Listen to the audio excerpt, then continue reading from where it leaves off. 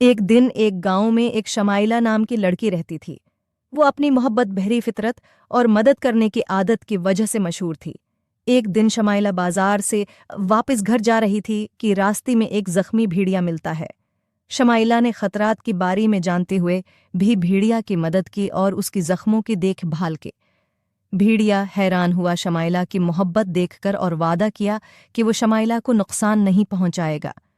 दिन बीतते गई, भेड़िया और शमाइला दोस्त बन गई। वो अक्सर साथ खेलती और भेड़िया के लिए कभी कभार खाने की तलाश में मदद करती। शमाइला ने खुशी से देखा कि उसकी दोनों दोस्त एक दूसरे के साथ कितनी खूबसूरत रश्ती कायम कर चुकी हैं। एक दिन गांव को सख्त सूखा लगा। कहानी और पानी की कमी हो गई और लोग मुश्किलात का सामना कर रही थी। शमाइला अपनी दोस्तों की फिक्र में परेशान हो गई और कुछ करने का फैसला किया। इसने सुना था कि जंगल में एक जादुई चश्मा है जो कभी खुश्क नहीं होता। शमाइला ने भेड़िया के साथ जादुई चश्मा तलाश करने का फैसला किया।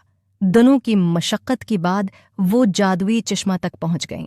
शमाइला ने अपनी मिट्टी की बोतल भरकर गांव वापस ले आए, जहां पानी ने खुश्क हुए फसलें और प्यासी जानवरों को जिंदगी दी। गांव वालों ने शमाइला की जरात और नेकी की मदह की और उन्हें खुश्की से बचाने के लिए शुक्रिया कहा। भेड़िया भी शमाइला का शुक्रिया अदा करने के लिए शुक्रगुजार था। इस दिन से भेड़िया गांव का मुहाफिज बन गया, जो किसी भी खतरे को दूर रखता और गांव या उनकी मवेशियों को नुकसान नहीं पहुंचने देता।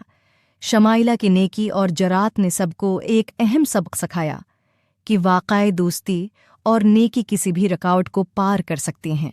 और उसी तरह शमाइला और भेड़िया खुश रहते, उनका रिश्ता पहले से भी मजबूत हो गया।